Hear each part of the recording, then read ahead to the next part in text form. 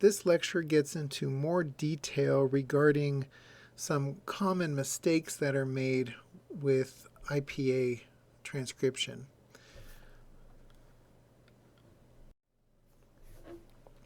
The first topic to address is the sound There are two symbols that represent in IPA. We use the schwa when the syllable is not emphasized. We use the, quote, caret when the syllable is emphasized. An example is the word butter. If you say it out loud and listen to the way you emphasize the different syllables, you'll have a better understanding of when to use the schwa versus the caret . So in the case of the word butter, you'll hear that my tone of voice goes up when I say the b, and then we say ter. So one way to look at that caret is to picture it as an upward pointing arrow. And that really emphasizes that we're putting the emphasis, our tone of voice is going up when we say that particular sound. Butter. Versus the word pick up, where the emphasis is on the I. Pick up. So tone of voice goes up, and then it drops up when I say the word up. Pick up.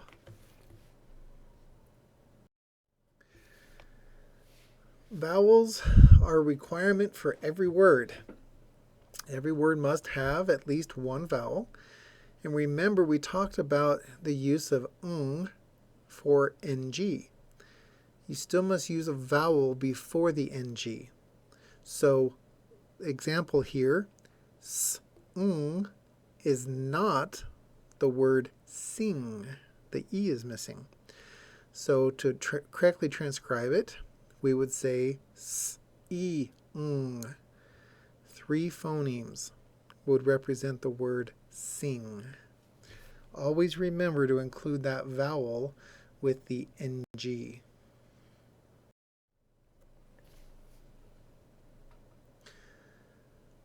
It's also important to remember, as we've discussed previously, that we are transcribing sounds or phonemes. We are not transcribing letters in words. This is where your eyes can play tricks on you.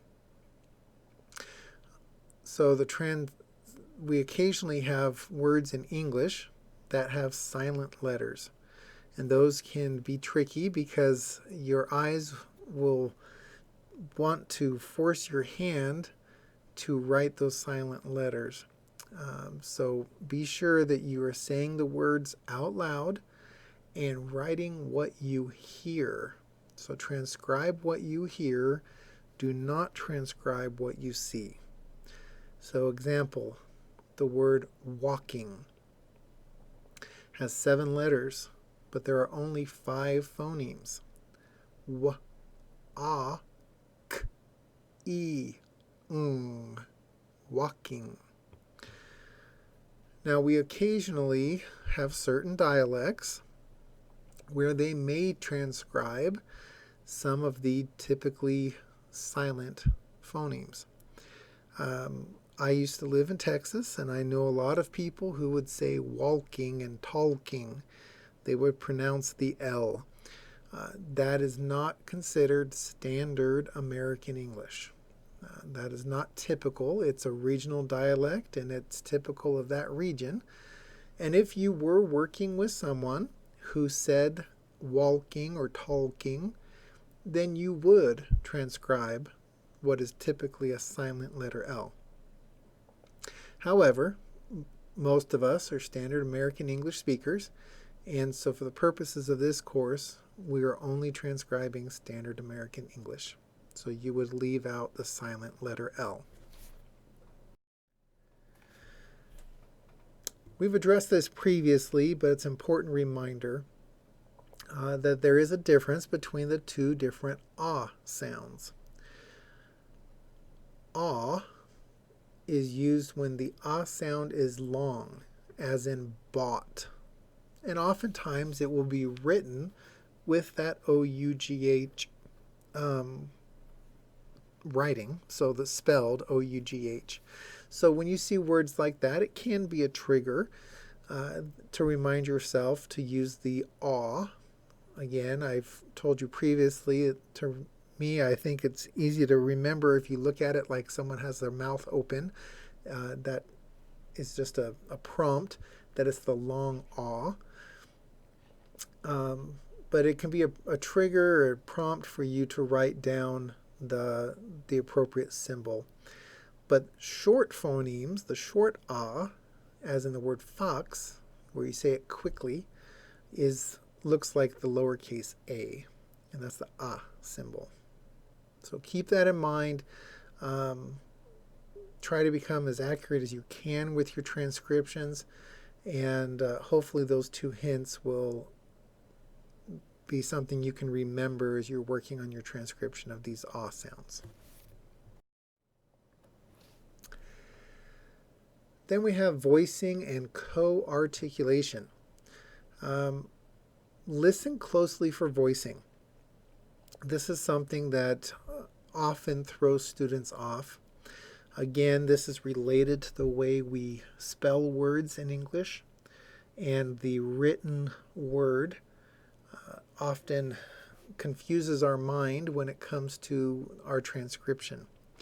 So it is very common for an S letter to be written in a word, but when we say it, we actually say a Z. So pay attention to those sounds. Much of it depends on the context and the way the word is, the phonemes come together.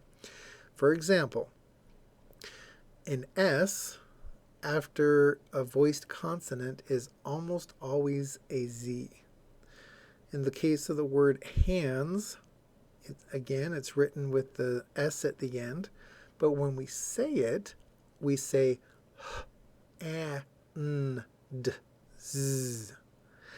And we say the Z, because of that voiced D phoneme. So everything leading up to it, except for the H, is voiced. And so as a matter of convenience, we just continue our voice. And it's not really done intentionally, but our voice is already going. And so when we get to that final S, it actually becomes a Z because of the voicing. So again, just say things out loud. Listen to the way that you are producing these phonemes. Don't just look at the way it's written. Say it. You have to hear it. And you'll hear that voicing. And that's a very common thing, is that an devoiced or an unvoiced phoneme is often voiced after a voiced consonant. It would sound really unusual if I said hands, right? I would have to stop the word after I say hand, take a little break, and then say the s in order to turn my voice off. But because we don't do that, we speak in a continual fashion, that S turns into a Z. So this is related to the concept of coarticulation. Coarticulation is where 2 phonemes influence each other. So remember the NG from our transcription of thank? The ng is the result of the influence of the K on the N. So the combination of the 2, of the N and the K, actually turns that N into an NG. So again, say it to yourself. Th, a, n, k. So we don't say thank, right?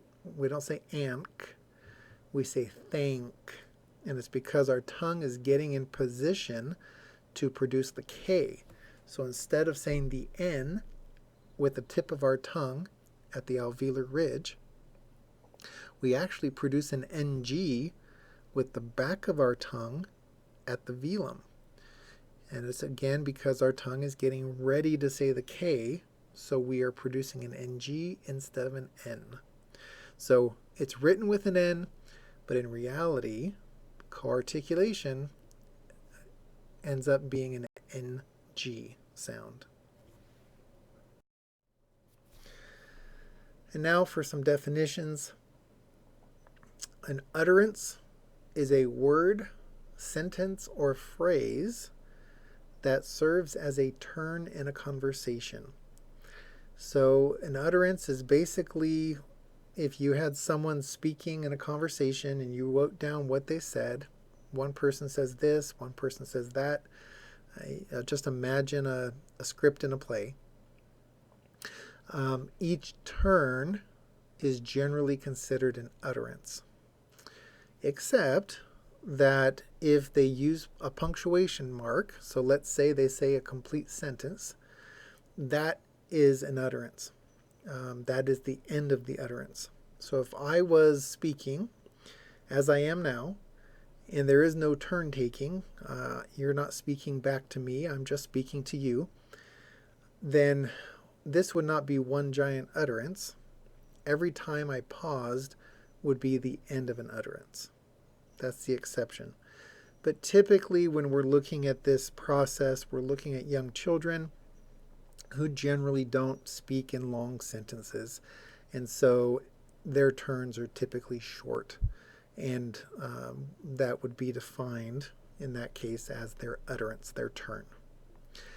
Intelligibility is how well we can understand someone's speech. Intelligibility does vary by listener. So I might determine someone is a certain level of intelligibility. I might be able to understand them better than you can.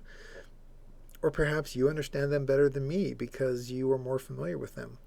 So whether someone is familiar or unfamiliar, trained or untrained listener, can impact this idea of intelligibility, how well they can be understood. However, it is ultimately influenced by the accurate production of phonemes. So the more accurate someone can say and produce phonemes, the more intelligible they are. So typically, young children are less intelligible than older children because of their accuracy of producing phonemes.